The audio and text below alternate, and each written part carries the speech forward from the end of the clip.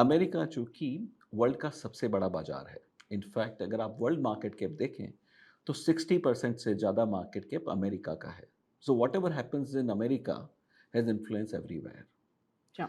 तो आप अगर देखें तो अमेरिका में क्या हुआ है कि पिछले 6 महीने में starting from August until about February, there was a strong rally that America experienced. तो एक बैलेंस पोर्टफोलियो है ये। इनफैक्ट इंटरेस्टिंगली पिछले 1 साल के अंदर में जैसे लार्ज कैप और तो ठीक-ठाक पॉजिटिव रहा है, मिड और स्मॉल या। नेगेटिव रहे हैं। फिर भी अगर आप majority of multi cap funds देखेंगे तो उनके रिटर्न काफ़ी अच्छे रहे हैं, okay. Despite this decline. So because इस पोर्टफोलियो में डाइवर्सिफिकेशन है, तो ये जनरली इस चीज़ को ठीक-ठाक से हैंडल कर देता है। So large cap as such is about 70% of India's market cap because जो बड़ी कंपनीज़ है, वो सारी उसमें आ जाती हैं। अच्छा। तो अगर आप चाहते हैं कि आपका पोर्टफोलियो भारत के बाजार को जनरली रिप्रेजेंट करे, then you probably add a little more large cap to it. Okay. But otherwise, I would say for most people, this can be a reasonably good go-to product, and you do not need to over-engineer it. समझिए Taiwan देखेंगे तो ज़्यादा करके company semiconductor है। अगर आप Hong Kong देखते हैं तो काफ़ी सारी प्रॉपर्टी और बैंकिंग कंपनीज के अलावा कुछ मिलता नहीं है आपको। ओके। बट इंडिया एक ऐसा मार्केट जहाँ पे कि आपको एकदम डाइवर्सिफाइड हम्म। एक रेंज ऑफ इंडस्ट्रीज और सेक्टर्स मिलते हैं which allows you to choose a lot. हर इंसान या। बहुत छोटी अमाउंट से भी इन्वेस्ट कर सकता है। अगर आप चाय भी पीते हैं बॉम्बे में तो 250 रुपये महीना में आपको चाय भी नहीं मिलेगी। एक चाय का कप ही आपको 10 रुपये का आएगा, राइट? एक या। कटिंग चाय भी नहीं मिलती आपको तीन। तो उसके से कम राशि से आप शुरुआत कर सकते हैं इन्वेस्टिंग की। So that way it is making investing accessible to every single one.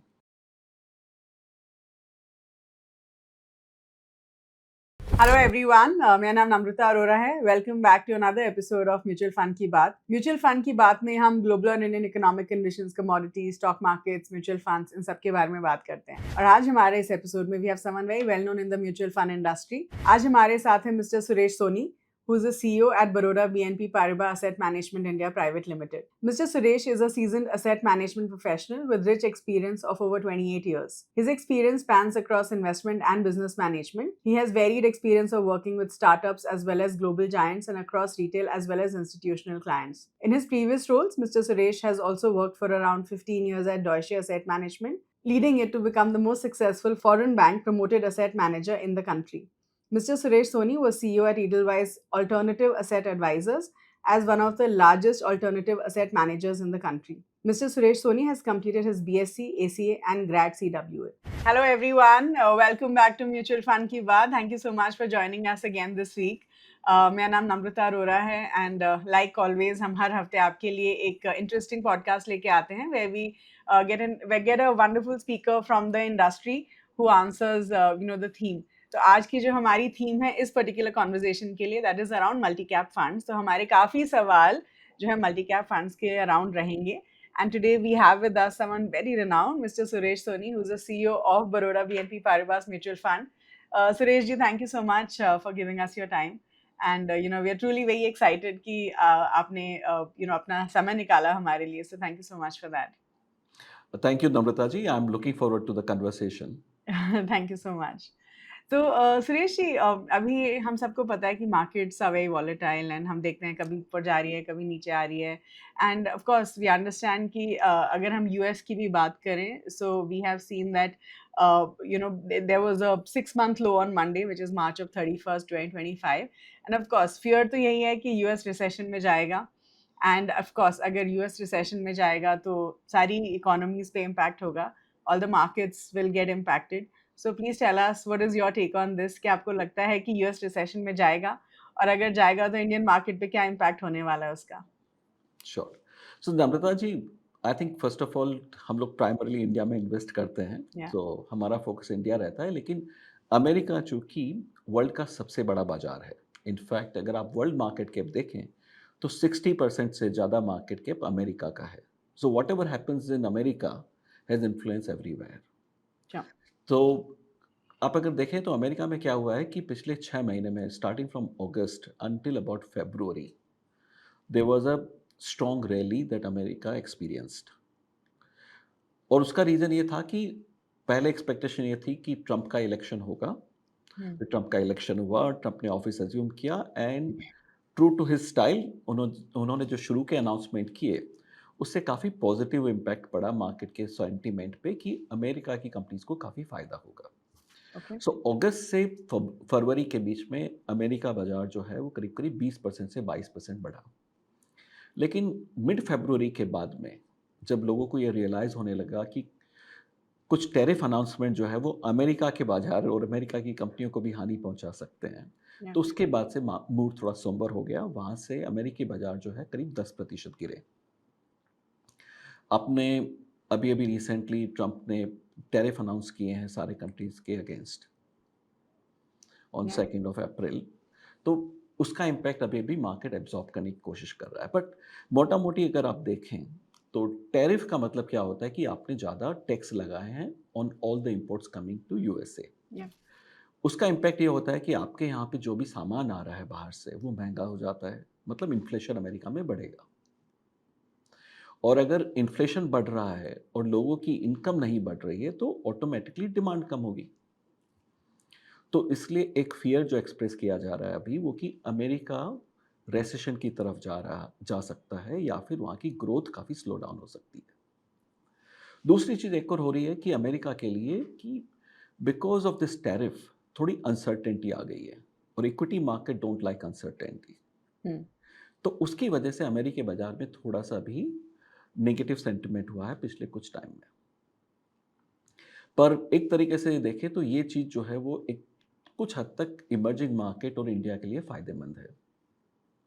अगर आप यूँ देखेंगे तो अगस्त से फरवरी के बीच में इंडियन मार्केट्स जनरली डिक्लाइन कर रहे थे। हम्म, इनफैक्ट उस पीरियड में क्या हुआ था कि US had become almost like a suction pump, sucking out liquidity from every other place in the world. लेकिन उसके बाद में जब मार्केट को थोड़ा रियलाइज़ होने लगा कि वन, यूएस एक्सेप्शनलिज्म जो कहा जाता है can not continue forever and दूसरा ये कि ट्रंप की पॉलिसीज़ का कुछ नियर टर्म इम्पैक्ट नेगेटिव भी हो सकता है अमेरिका के बाज़ार के लिए, अमेरिका की कंपनीज़ के लिए। तो अभी बाज़ार में फ्लोज़ जो है दूसरे कंट्रीज़ के अंदर भी आना चालू हुआ है। तो आपने भी देखा होगा कि इंडियन बाज़ारों में भी थोड़ा एफआईएस का पॉज़िटिव फ्लो आने लगा है after a negative flow for almost 6 months. या, सो ओवरऑल नटशेल में tariffs tend to be generally negative for the country that imposes them, क्योंकि ओके, वहाँ की कॉस्ट बढ़ जाती है, वहाँ का इन्फ्लेशन बढ़ जाता है और वहाँ की इंडस्ट्री थोड़ी कम कॉम्पिटिटिव हो जाती है। There is an IMF study also around it. Hmm, तो इससे आर्ग्यूमेंट वाइज अमेरिका के लिए आर्ग्यूमेंट थोड़ा वीक बनता है, लेकिन इंडिया के लिए अगर आप टैरिफ देखें तो इंडिया के अंदर टैरिफ का कुछ खास नेगेटिव फ़र्क नहीं पड़ा है। हमारी जो बड़ी एक्सपोर्ट इंडस्ट्रीज़ है, pharmaceutical that has been excepted from tariff, वहाँ पे टैरिफ नहीं है। और आईटी सेक्टर है, वो सर्विसेज सेक्टर है, तो वहाँ पे भी टैरिफ का इम्पैक्ट नहीं पड़ता है। हाँ, कुछ-कुछ सेगमेंट में थोड़ा बहुत फ़र्क पड़ेगा, लेकिन ऑन द होल अगर आप देखें तो भारत का जो एक्सपोर्ट है अमेरिका को, वो करीब-करीब 80 से 90 बिलियन डॉलर है, which is about 4% of our economy. Hmm, not even 4% actually 2.25% of our economy. So that is not a very large number. तो हमारे पे हम्म, बहुत ज़्यादा फ़र्क नहीं पड़ेगा। हाँ, हेडलाइन है, हम सब लोग आज की तारीख में फैशनेबल बन गया है कि अमेरिका बाज़ार में देखें या ट्रंप ने क्या ट्वीट किया है वो देखें। लेकिन हमारी इकोनॉमी पे उसका बहुत लिमिटेड इम्पैक्ट है because total exports to USA itself is just 2% of our GDP. अब ओके. उसमें 10-5% कम ज़्यादा हो जाता है तो जीडीपी इम्पैक्ट या इकोनॉमिक इम्पैक्ट रिलेटिवली बहुत मिनिमल रहेगा इंडिया के लिए। So the impact won't be as substantial for us, yes. क्योंकि like you're rightly saying. लेकिन of course you rightly said कि you know Indian markets में हमने some sort of a rebound देखा है, especially in the month of March. I won't say complete rebound, of course we have a long way to go. लेकिन हम देख रहे हैं कि अभी थोड़ा you know there's some form of rebound. तो Trump tariffs, of course, is a conversation. लेकिन crude oil prices भी अभी देखें तो हम around $75 per barrel के around hovering, and we look at the IT sector also. So IT sector is facing strong headwinds. तो do you think इसका positive impact होने वाला है in the near term? So अगले अगर हम 2-3 महीने की ही बात करें, do you think there's going to be a positive impact on the Indian market? So Indian market में अगर आप देखें तो पिछले 6 महीने में 2-3 चीज़ें चेंज हुई है। पहली चीज़ तो कि करीब-करीब 20% के आसपास गिरावट के बाद में वैल्यूएशंस काफ़ी अट्रैक्टिव बन गए थे इंडिया के। सो जो भी करेक्ट। थोड़ी हमारी एक्सेसेस या फ्रॉथ हो गई थी, हम्म। वो काफ़ी हद तक करेक्ट हुई है। मिड और स्मॉल कैप के अंदर तो और भी ज़्यादा करेक्शन हुआ है। नंबर 2 क्या हुआ है कि इंडिया की मॉनेटरी पॉलिसी में एक बड़ा चेंज हुआ है। ओके। हमारे यहाँ काफ़ी टाइट लिक्विडिटी चल रही थी काफ़ी वक़्त तक, वो चेंज होकर अभी ईज़ी लिक्विडिटी आ गई है।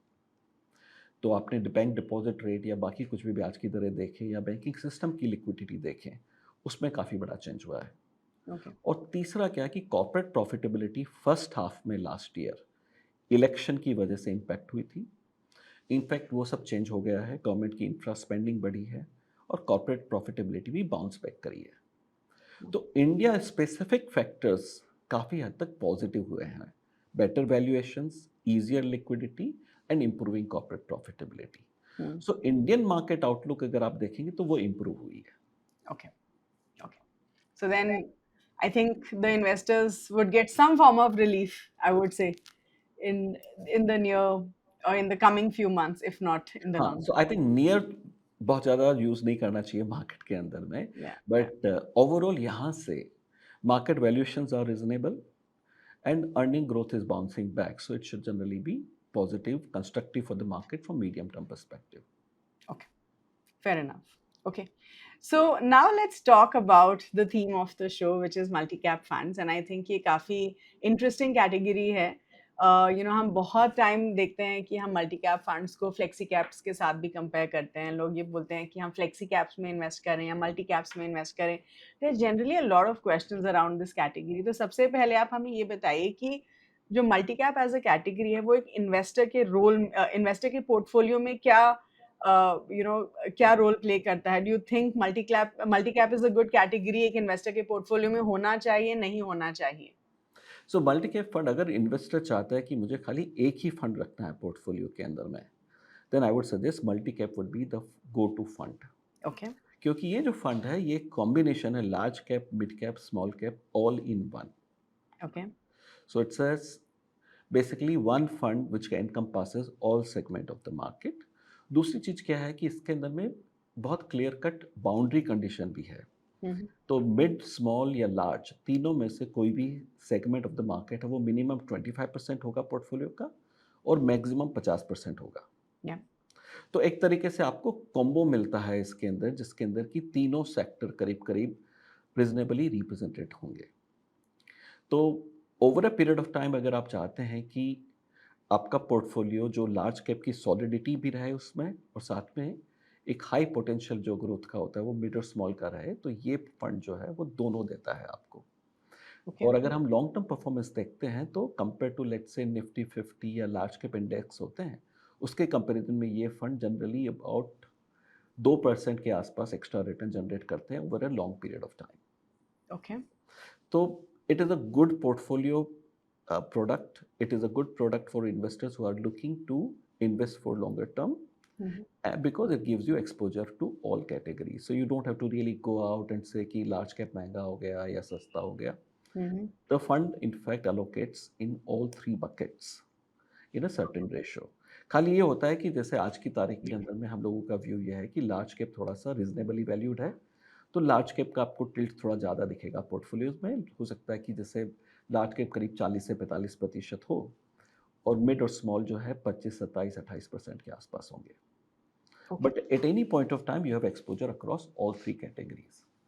ओके। बट सुरेश जी, अगर हम मिड कैप्स या स्मॉल कैप्स की बात करें, अभी they've been under some form of pressure in the last few months of maybe a year or two.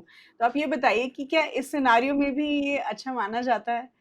अगर हम करेक्शन की बात करें, मार्केट करेक्शन में सबसे पहले स्मॉल कैप्स और मिड कैप्स करेक्ट होते हैं, and in a multi cap fund आपका वो 50% एक्सपोजर तो है ही in that particular category. So at a time like this, जब मार्केट्स में करेक्शन हो रहा है, वॉलेटिलिटी हम काफ़ी देख रहे हैं, do you still think multi-cap is a good category to invest in? I would say from a medium term perspective देखिए क्या है कि दो चीज़ें हैं। एक तो जो मार्केट में डिक्लाइन आई है पिछले 6 महीने में, उसमें the biggest impact has been on mid and small cap. Yeah. So to a certain degree, that overvaluation has got corrected Mm-hmm. in a portion. I would still say they are yet trading above their long-term averages, hmm, but एक और चीज़ जो होती है mid और small cap companies में कि इनकी growth rate generally थोड़ी फास्ट रहती है because they are growing on a smaller base and therefore over a period of time they make up for this valuation by higher growth rate. तो एक balance portfolio है ये। In fact interestingly पिछले एक साल के अंदर में जैसे लार्ज कैप और तो ठीक ठाक पॉजिटिव रहा है, मिड और स्मॉल yeah, निगेटिव रहे हैं। फिर भी अगर आप majority of multi cap funds देखेंगे तो उनके रिटर्न काफ़ी अच्छे रहे हैं okay. Despite this decline. So because इस पोर्टफोलियो में डाइवर्सिफिकेशन है तो ये जनरली इस चीज़ को ठीक ठाक से हैंडल कर देता है। Okay. So then now coming back to the first statement that I had made, बहुत सारे लोग बोलते हैं कि flexi caps, multi caps, flexi cap में of course there's a flexibility in terms of fund manager कहाँ invest करना चाहते हैं large, mid और small, and multi caps में there's a compulsion कि 25 large, mid और small में होना ही चाहिए, and then the last 25% is fund manager discretion. So help us understand कि अगर हम एक flexi cap fund और एक multi cap fund को compare करें, right? Between the two, which one do you think एक इन्वेस्टर के पोर्टफोलियो में होना चाहिए, specially when the markets are volatile? So do you think जब मार्केट में वॉलेटिलिटी है, ऐसा पोर्टफोलियो जिसमें हमें पता है कि लार्ज मिड स्मॉल तीनों का एक्सपोजर रहेगा ही रहेगा, वर्सेस एक फ्लेक्सी कैप फंड जिसमें शायद fund manager can change the allocation based on market scenario, which one would be better? So देखिए दोनों में फंड मैनेजर एलोकेशन चेंज कर सकता है। या खाली ये है कि मल्टी कैप में बाउंड्री कंडीशन है। या तो मल्टी कैप में उसको मिनिमम 25 रहना पड़ेगा एक सेगमेंट में और मैक्सिमम 50 जा सकता है। जबकि फ्लेक्सी कैप में टेक्निकली अगर चाहे फंड मैनेजर तो पूरा 100% लार्ज कैप में डाल सकता है। तो ये या डिफरेंस है उसमें। या नॉर्मली ये देखा गया है over a period of time अगर आप परफॉर्मेंस देखेंगे तो और जो कि हम आज ऑब्जर्व कर रहे हैं जबकि पिछले 10 साल का मिड कैप और स्मॉल कैप का रिटर्न अच्छा रहा है या तो मल्टी कैप का आपको जनरली दिखेगा कि लॉन्ग टर्म परफॉर्मेंस अगर 5 साल देखिएगा या लंबी भी देखिएगा तो उसकी परफॉर्मेंस आपको फ्लेक्सी कैप से बेटर दिखती है। ओके बट उसका रीज़न भी ये है कि पिछले 5 साल के अंदर मिड और स्मॉल कैप ने आउट परफॉर्म किया है। तो एग्जैक्टली उसकी वजह से क्योंकि मल्टी कैप के अंदर मिनिमम 25-25% दोनों में रहा ही है।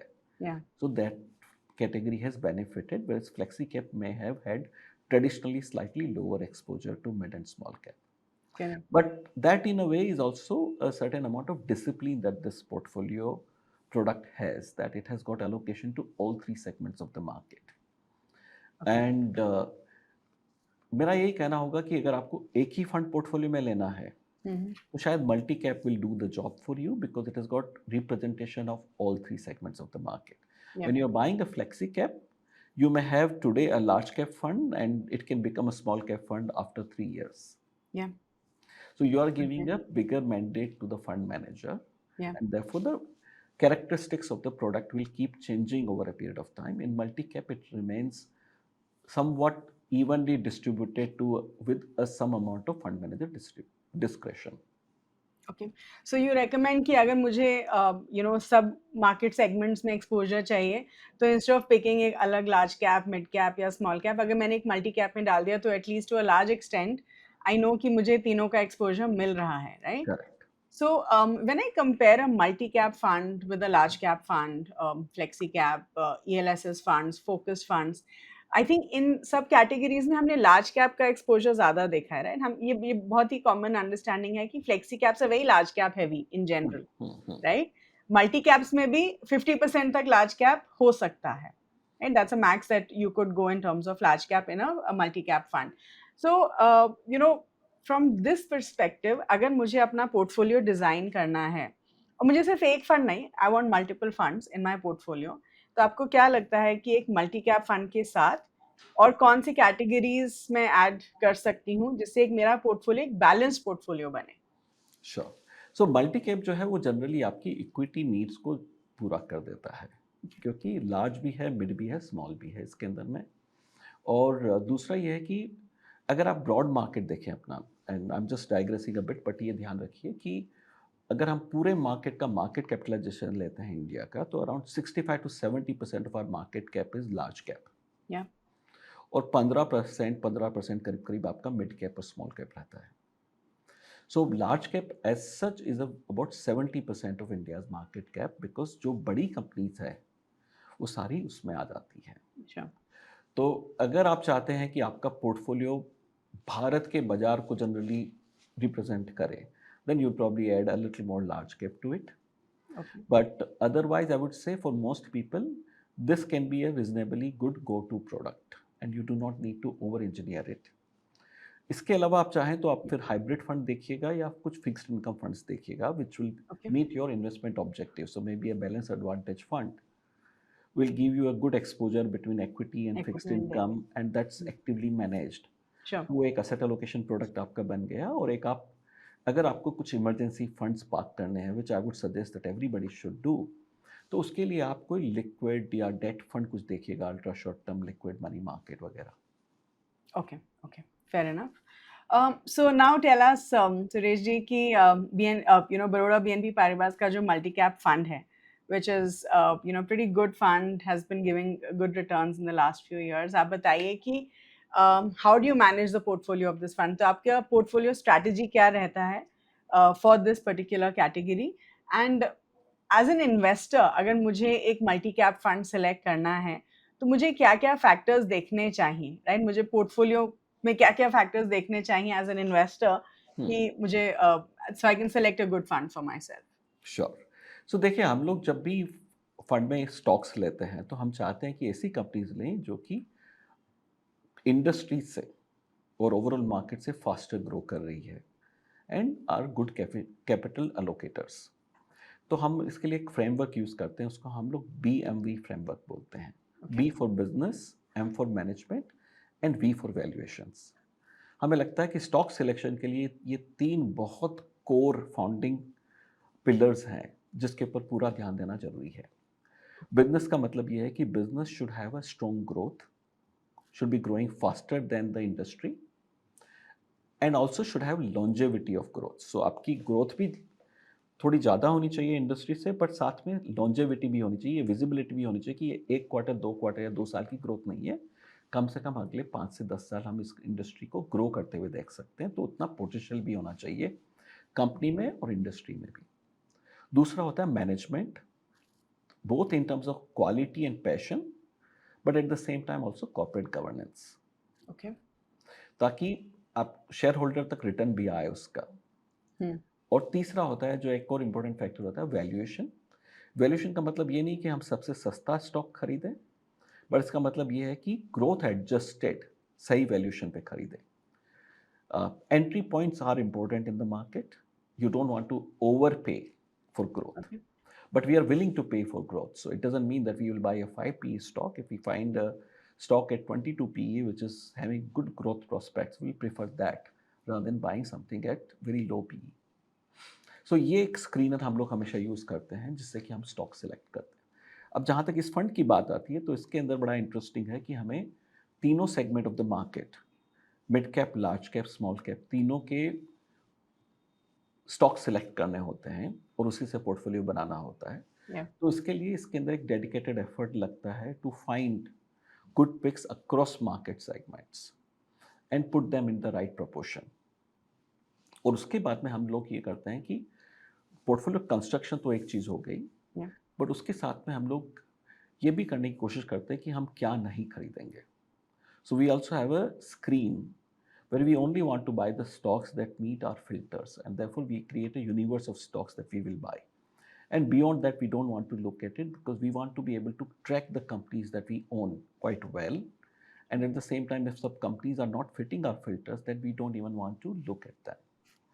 So वो करते हैं हम लोग, अपना एक यूनिवर्स बनाते हैं और उसके बाद में एक रिस्क मैनेजमेंट पोर्टफोलियो का प्रॉपरली करते हैं, जिससे कि अगर हमें कुछ errors of commission and errors of omission, मतलब जो स्टॉक हमने लिया और अच्छा परफॉर्म नहीं कर रहा है या फिर जो स्टॉक हमने नहीं लिया और अच्छा परफॉर्म कर रहा है, हम दोनों आइडेंटिफाई करें और अपने पोर्टफोलियो को एडजस्ट करते रहें. तो ये एक बड़ा पोर्टफोलियो मैनेजमेंट जो है, मेरा ये कहना होगा कि करीब करीब 40 से 50% साइंस है, 25% सेंटिमेंट है और 25% रैंडमनेस है.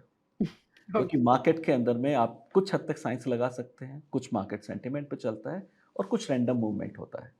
We try to refine the science part of it. We try to keep a tab on the, let's say, sentiment of it, and we hope that randomness does not hurt us too much. Okay. तो आपके जो multi cap fund में last 25% है, right? वो किस में invest किया जाता है इन जनरल? मतलब do you look at more large caps, more mid caps, more small caps? I know it's dynamic, but yes. अगर हम हाई लेवल पे देखें, टिल्ट किसकी तरफ ज़्यादा रहता है? सो अगर आप इस वक्त पूछिएगा तो इस वक्त टिल्ट लार्ज कैप की तरफ है, okay, naturally given the market sure. Valuation. So अगर आप देखेंगे तो हमारा पोर्टफोलियो अभी अराउंड 40 to 45% लार्ज कैप में होगा, और between mid and small cap मिला के that will be about 50-52%. Okay, So tilt a little more in favor of large cap given the valuations where they are. Okay, understand. Okay. So I also asked you another question कि अगर as an investor मुझे एक multi cap fund select करना है, तो मुझे क्या factors देखने चाहिए? Can you Sure. Help us with that? हाँ, तो आपको एक्चुअली सबसे पहले तो ये आपको ये देखनी चाहिए कि फंड का ट्रैक रिकॉर्ड कैसा है, because that is the only tangible information you have, correct. right? So what it will do in future is what will be based on the portfolio, and we can't accurately forecast, but at least you look at the track record of it. You also look at the experience of the fund management team and the pedigree of the fund house. या So those are the important factors. तो उसके बाद में आप अपने हिसाब से select करिए, and I am sure over a period of time it will work out well, because apart from fund selection, what also you have to do is you also need to ensure that you are invested for a reasonable length of time okay, in order to get the right outcome from the fund. Okay. So जब भी मैं investor से बात करती हूँ, एक जो बहुत कॉमन पर्सपेक्टिव निकल के आता है इन टर्म्स ऑफ फंड सिलेक्शन, एक तो हर इन्वेस्टर को लगता है कि अगर हमने 2-3 साल की हिस्ट्री देख ली परफॉर्मेंस की, is that good enough?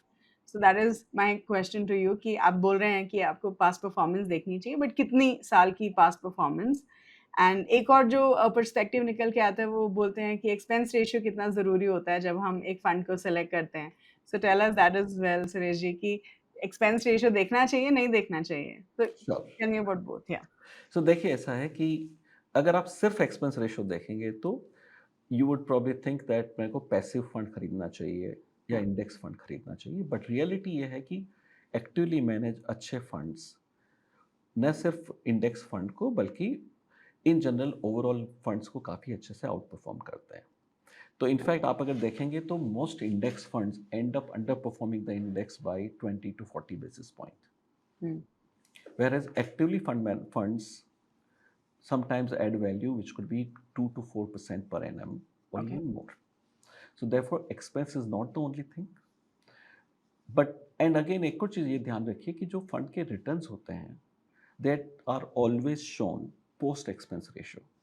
Hmm, So expense ratio has already been built in when you're looking at the return of the fund. तो अगर किसी फंड का एक्सपेंस रेशियो थोड़ा ज़्यादा भी है लेकिन फंड अगर अच्छा परफॉर्म कर रहा है, then you don't have a problem, because expense ratios are more determined by the ratio slabs which are defined by the regulator. या तो उस हिसाब से उसका थोड़ा बहुत चेंज होते रहता है, but it doesn't matter to you because in the end your returns are after the expense ratio. Yeah So what is the time frame that you should look at? Definitely not look at 3 months or 6 months, because आज की तारीख में काफ़ी easy हो जाता है sort करना on any time horizon. My sincere request will be that please avoid sorting it on very short period of time. The minimum time frame that you should take is 3 years, 3, 5, 10. Those are the typical time frames that I would suggest, and look at that time period. Sure. You should तो also have that kind of a time period when you're investing in mind as investing well. Also, या Yeah. या। सो I always tell people कि अगर आप past performance देख रहे हैं, तो एटलीस्ट 7-8 साल का तो देखिए, बिकॉज़ तब आपको दिखेगा कि अलग-अलग मार्केट साइकिल्स में फंड ने कैसा परफॉर्म किया है, Exactly. Right? And that is what you should look at, कि अगर करेक्शन हो रहा है तो फंड ने कैसा परफॉर्म किया है, जब मार्केट्स अच्छा कर रही हैं तो कैसा परफॉर्म किया है। So you will get a perspective, right? And I think that makes a lot of difference. Okay. So अगर हम first time mutual fund investors की बात करें, एंड उनके पास इतनी सारी इक्विटी स्कीम्स अवेलेबल हैं, राइट? आज के टाइम में इतने सारे फंड हाउसेस, इतने सारे म्यूचुअल फंड स्कीम्स, उसमें अगर हम इक्विटी ही देख लें तो there are hundreds of schemes available. So please help us understand कि अगर एक फर्स्ट टाइम इन्वेस्टर को अपना म्यूचुअल फंड पोर्टफोलियो बिल्ड करना है across equity, debt, gold, all the asset classes, hybrid funds, international funds, तो आप ये बताइए सुरेश जी कि सही एलोकेशन या सही असेट एलोकेशन एक फर्स्ट टाइम इन्वेस्टर के लिए क्या होना चाहिए? श्योर। देखिए, हम लोग कभी भी बुफे में जाते हैं तो सब कुछ नहीं खाते हैं। हुँ, So, but it is the job of the hotel or whoever is serving to put all the dishes there, and you choose what suits you, what is best to your interest. तो यहाँ पे भी आपको क्या करना चाहिए कि generally 2 या 3 कैटेगरीज़ के अंदर में आपको फंड चूज़ करने हैं। सबसे पहले तो कि कोई भी इन्वेस्टर हो, irrespective of the stage of life, should generally keep aside some money for emergency और एक्सीजेंसीज। तो वो जो पार्ट है वो हमको हमेशा सेफ रखना चाहिए। आप बैंक डिपॉजिट रखिए या आप कोई डेट फंड में वो पैसा डेट डाल फंड। के रखिए। वो आपके लिए बहुत ज़रूरी है, बिकॉज उससे दो चीज़ें होगी। एक तो आपके पास पैसा सेफ है, और दूसरा आपको इमरजेंसी में कभी अपना इक्विटी फंड तोड़ना नहीं पड़ेगा और आपको स्लीपलेस नाइट्स नहीं आएगी वहाँ से। हुँ, आप इक्विटी मार्केट में या इन्वेस्टमेंट में पैसा बनाने के लिए you need a bifocal vision. So you have to make money in the long term, but you have to survive the short term. Hmm, So survive the short term is also equally important. अगर वो आपने नहीं किया तो आप long term के लिए बचेंगे ही नहीं, आप शॉर्ट टर्म में उड़ एग्ज़ैक्टली, जाएंगे। या तो that is the reason you keep some money for that emergency और फंड। उसके बाद में जो पैसा बचा है, if that is a reasonable long time horizon money, then by all means the best asset class for you is going to be equity. Hmm, hmm, So if you have a time horizon of 3-5 years or more, definitely allocate money to equity products. Okay, वहाँ पे आप फिर बाद में, as we discussed earlier, multi-cap could be a good initial starting point because that is a product that gives you exposure across different asset classes or ji, different market segments. दूसरा जो एक अच्छा प्रोडक्ट मुझे लगता है कभी भी initial stages के अंदर इज और balance advantage fund category, because वो एक आपको अच्छा एक्सपीरियंस देता है। क्योंकि इन फंड्स के अंदर मैंने जनरली देखा है कि इक्विटी एलोकेशन करीब करीब average over a period of time 50 से 60% रहता है, लेकिन इनके रिटर्न्स जो है काफ़ी क्लोज रहते हैं नॉर्मल इक्विटी प्रोडक्ट के, में भी 1-2% नीचे। या, you get a much smoother journey hmm, without too much volatility, and at the same time return sacrifice is also not much. Sure, okay. अगर हम बैलेंस्ड एडवांटेज फंड्स की बात करें तो इसमें एनीवे हमें इक्विटी टैक्सेशन मिलता है, which means Absolutely. As a fund manager आप 65% तो एवरेज मेंटेन करेंगे ही over a period of 1 year, right? तो Correct. एटलीस्ट इन हाँ। इक्विटीज़ सो उसमें इक्विटी और आर्बिट्राज के थ्रू हम मेंटेन करते हैं, तो मेंटेन कभी करते हैं, कभी करेक्ट? डायरेक्शनल एक्सपोजर 65 नहीं होगा। हुँ, कभी कभी डायरेक्शनल एक्सपोजर हो सकता है पोर्टफोलियो का 30-35% ही रहे, और बाकी का 30% हम लोग आर्बिट्राज ले लेंगे, लेकिन मिनिमम 65% इक्विटी असेट क्लास में रहने से आपको टैक्स का बेनिफिट मिलेगा। Exactly, yeah. So since we talk about arbitrage, ये सवाल मैं आपसे पूछना चाहती थी कि इमरजेंसी फंड के लिए हम लिक्विड फंड्स बोलते हैं, डेट फंड्स बोलते हैं, we talk about FDs also. Arbitrage funds कैसे होते हैं फॉर एन इमरजेंसी पर्पस? क्योंकि आपको इक्विटी टैक्सेशन दे रहे हैं, returns are similar to a liquid fund kind of a thing. So do you think arbitrage funds एक अच्छा चॉइस हो सकते हैं इन्वेस्टर के लिए? Good point Namrata ji. In fact arbitrage fund can be a good choice as well, because वहाँ पे taxation का हमें बेनिफिट मिलता है। Correct, It enjoys equity taxation, and therefore your post-tax returns are better. And if you have a time horizon of more than 3 months thereabout, I think it works out quite well.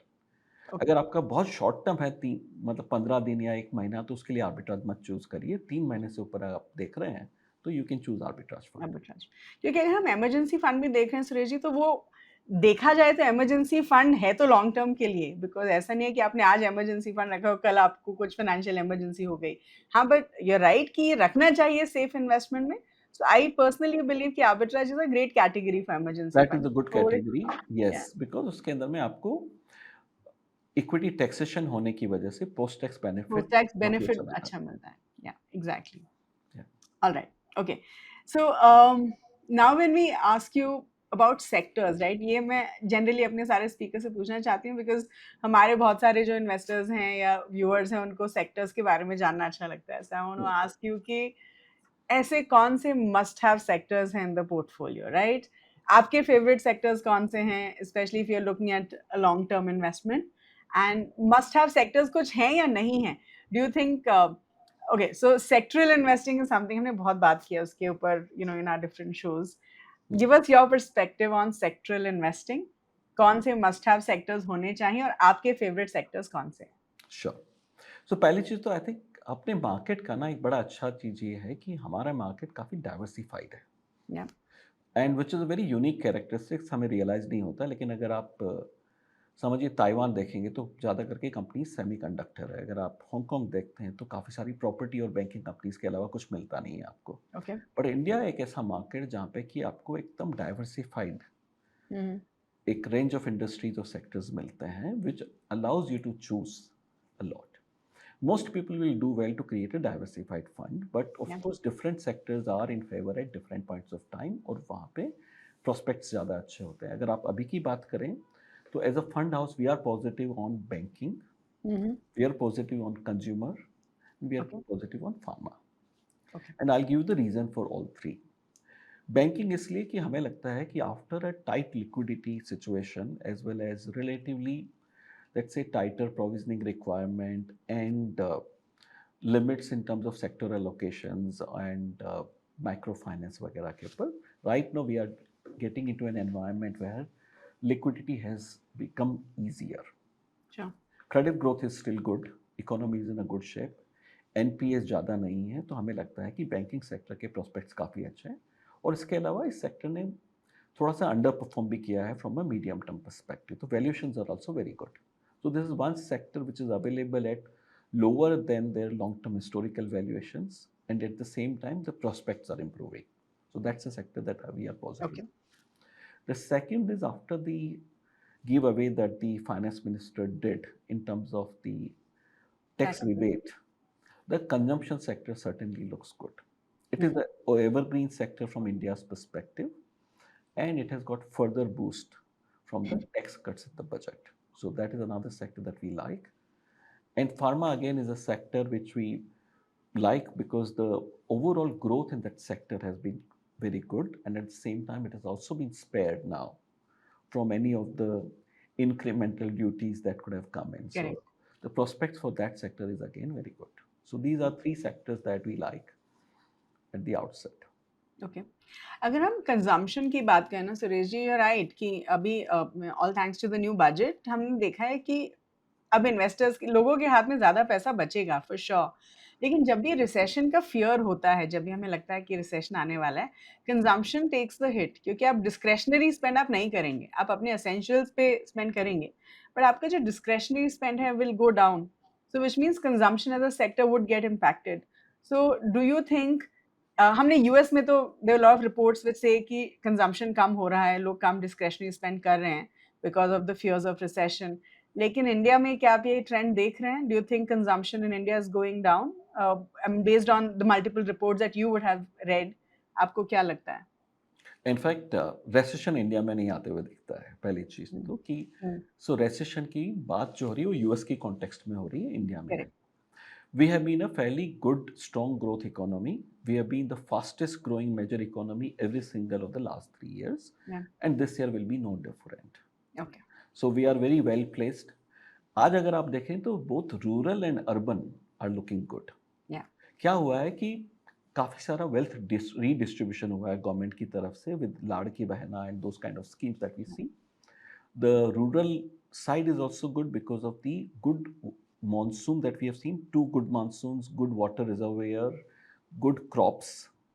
Sure Therefore, the rural side of the economy is also good, and urban side of the economy now gets a boost with the tax cut. So, therefore, okay consumption in that sense is okay reasonably well placed. And in our country, it has been an evergreen theme because as the country rises from $1,000 per capita to $2,500 per capita to 5,000, the consumption is one sector that will see a disproportionate growth because more and more people are able to afford things. I think आपने बोला कि हम India में recession नहीं देख रहे हैं and I think एक जो बहुत क्लियर इंडिकेटर होता है वो होता है जीएसटी कलेक्शन Yes, एंड हम देख रहे हैं कि जीएसटी कलेक्शन तो मंथ ऑन ऑन बढ़ ही रहा है एंड आई थिंक बिल्कुल. जब तक ये ट्रेंड है I think we are fine No, no, we would be fine. See, as a country, I think, we are a very resilient country. या And as I said, हमारी economy की diversity काफ़ी अच्छी है. तो हाँ US market also, if you see, I just said just 2% of the GDP is the export to USA. So या it's not so that big a deal from a overall economic growth perspective. Yes, it makes headlines here and there, but not as much. Okay sure so मेरा जो अगला सवाल है ना that's around SIP Suresh ji and हमने देखा है कि ₹250 की एसआईपी रिसेंटली बहुत सारे एएमसीज ने लॉन्च करी है एंड ऑफ कोर्स इसकी वजह से हम देखेंगे कि बहुत सारे lower income segment, rural segment अब एसआईपीज शुरू करेंगे with an amount as small as ₹250। तो अब ये बताइए कि अगर एज एन इन्वेस्टर आप ₹250 का एसआईपी से शुरुआत कर रहे हैं, क्या वो भी हमें हमारे फाइनेंशियल गोल्स को अचीव करने में मदद कर सकता है? डू यू थिंक ₹250 की SIP is a good move for the industry? I think it's an incredibly good move, because क्या है कि एक बहुत सिंपल चीज़ है, बूंद बूंद से सागर बनता है. Yeah so you have to start somewhere, yeah and if you can start with 250, so be it. It is democratization of investing. या जिस तरीके से जनधन खातों की वजह से आज भारत में इतने सारे खाते खुले हैं, आई थिंक ये एक जनधन मूवमेंट है देश के लिए, म्यूचुअल फंड इंडस्ट्री की तरफ से, जहाँ पर कि हर इंसान या बहुत छोटी अमाउंट से भी इन्वेस्ट कर सकता है. अगर आप चाय भी पीते हैं बॉम्बे में, तो ₹250 महीना में आपको चाय भी नहीं मिलेगी. एक चाय का कप ही आपको ₹10 का आएगा, राइट? एक या कटिंग चाय भी नहीं मिलती आपको 3. तो उसके से कम राशि से आप शुरुआत कर सकते हैं इन्वेस्टिंग की. So that way it is making investing accessible to every single one. या And that is true democratization. So, from a country of just savers in the bank account, we can become a country of investors. And the benefit of wealth creation should not therefore be restricted only to rich people, it should be available to everyone in the country. So, that I think is a good beginning. We would also be launching it. In fact, we are just working through it. So, we would also make it available to our investors. So, Sure. Okay, okay.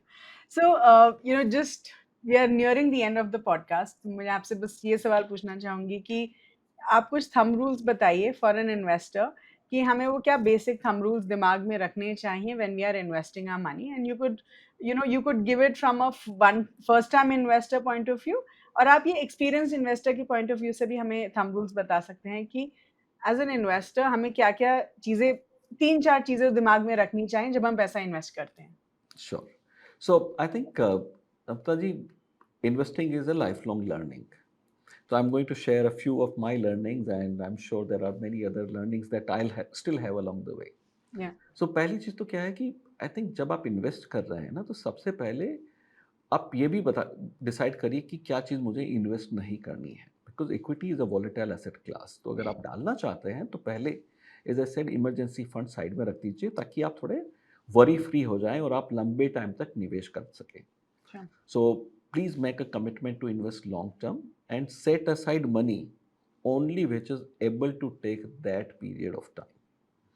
Okay. Number two, I think एक बार आपने decide कर लिया तो उसके बाद में जरा आप पेपर की हेडलाइन पे रोज रिएक्ट करना बंद कर दीजिए. The real wealth is made in long term. It is not made by reacting to every single news. Yeah. Please read the news to keep yourself abreast, but do not necessarily act. Life में बहुत सी चीज़ें होती हैं जहाँ पे कि more activity leads to better outcome. Sure. Exercise ज़्यादा करेंगे आपकी सेहत बनेगी, बट अगर आप पोर्टफोलियो को ज़्यादा एक्सरसाइज करेंगे तो शायद आपकी सेहत खराब होगी, पोर्टफोलियो की अच्छी नहीं होगी. Okay. So sometimes what happens is, in our portfolios we should give it time rather than jumping around and acting on everything. And that is why it is important to be long term greedy. Equity is a machine that takes away the money from impatient and gives it to patient people. Yeah. So very important to have that.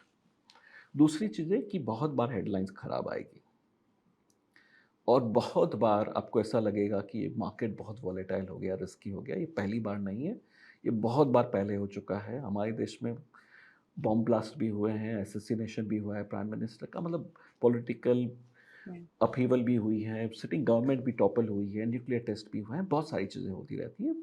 हमारे neighbour से war भी हुई है या कारगिल भी हुआ है, तो ये सब चीज़ें होती रहती है. But it doesn't mean the companies will stop producing. It doesn't mean the country will come to a standstill. And therefore, do not get perturbed by short term fluctuations. In fact, start thinking the other way around. As I always felt, volatility is nothing but opportunity spelt differently. Yeah. So, every volatility is actually an opportunity. If you're able to look at it from that lens, then COVID fall could have been an opportunity. Post Lehman fall could have been an opportunity. Yeah. So you could have reacted in two different ways on it, depending upon your mindset. And you have to try and tell yourself, ki, either I can have good headlines or I can have good prices. I can't have both at the same time.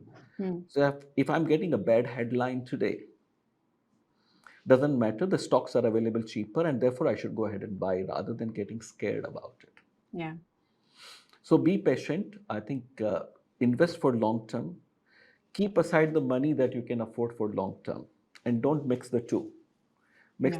Don't mix the emergency fund. Do not then worry a little too much about short term fluctuations. Be open. Be lifelong learner. There's a lot that all of us can learn by observing the market as well as by observing ourselves to become better Yeah. investors. Sure. Yeah. So I think जैसे consistency truly is very very important, right? I mean हम long term के लिए अगर consistent effort करेंगे, जैसे हम health के लिए भी ऐसा नहीं है कि आपने आज decide किया कि I want to lose weight or be healthy तो एक दिन में या 10 दिन में या एक महीने में वो result दिखेगा. It takes effort to get to a particular level, and I think even with money management, अगर आप consistent efforts करेंगे, maybe SIPs के through regularly invest करेंगे, for the long term you will see the results is what I think should work for the investors. Yeah. Very true. Yeah. So just last question for you. Okay, आपने learnings तो अपनी बता दी कि to a large extent you did speak about your learnings. आप हमें ये बताइए क्या गलतियां भी करी हैं आपने? बिल्कुल. ऐसी कोई top of the mind mistakes हैं जो आपको लगता है कि अरे अगर ये नहीं किया होता तो शायद आज मेरे पास कितना ज्यादा और पैसा होता एज एन इन्वेस्टर. So देखिए मार्केट के अंदर ना, I think irrespective of the money that you make, even when you make money you think I could have bought more, and when you lose money you say, oh, how stupid I was to have done this. Yeah. So investing is never without regret, never. But at the same time, I think as long as on a whole you are able to do well on the portfolio, I think you have done a great job in terms of growing your money. So from my own perspective, I think my own thinking has also evolved. I think at a certain point of time, very preliminary stage, I used to focus a lot more just on the PE ratios in very early stage, and one realized that it's better to pay for a good company rather than trying to buy cheapest mediocre company.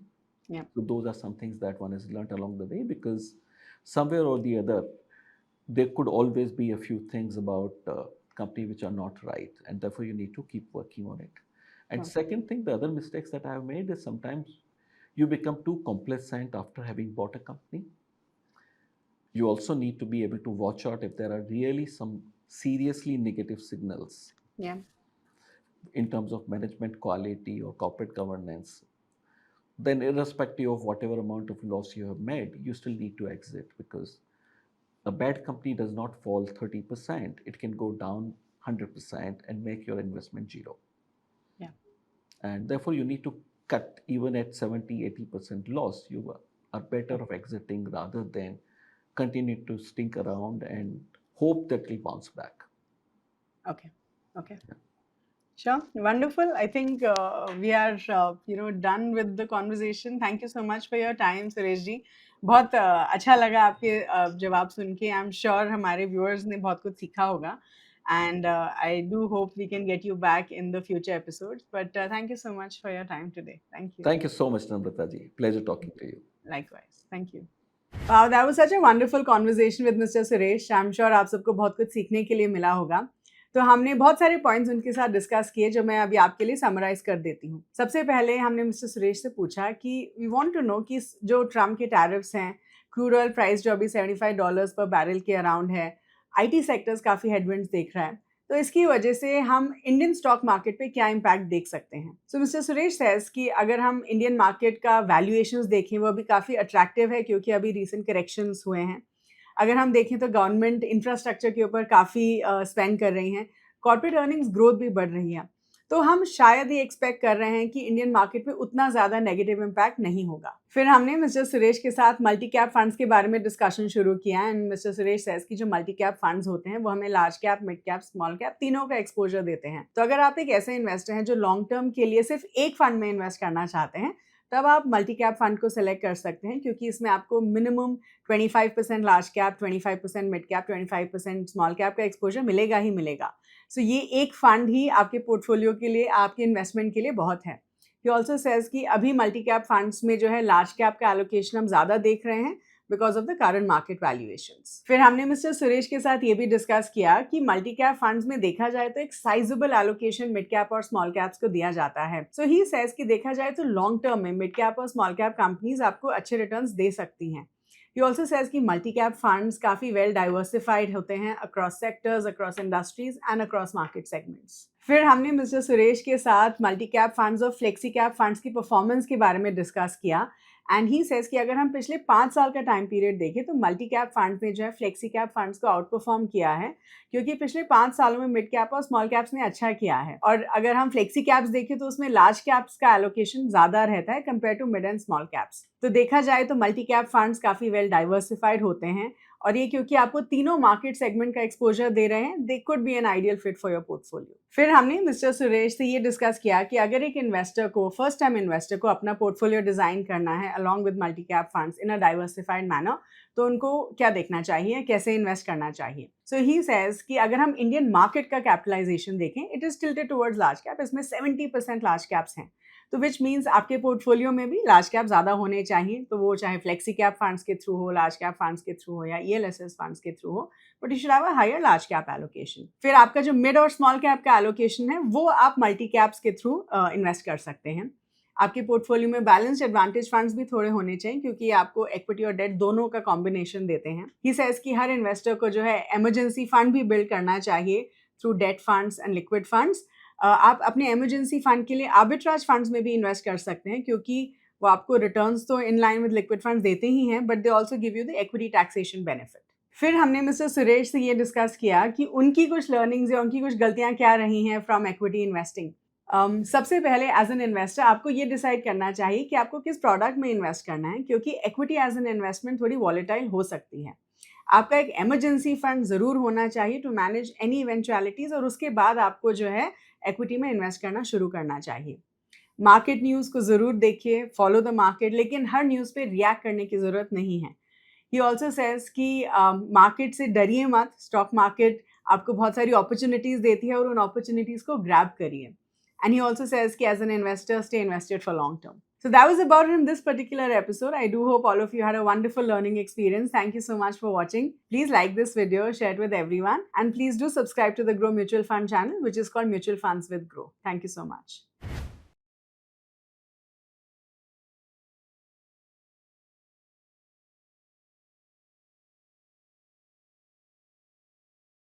Mutual fund investments are subject to market risks. Read all scheme-related documents carefully.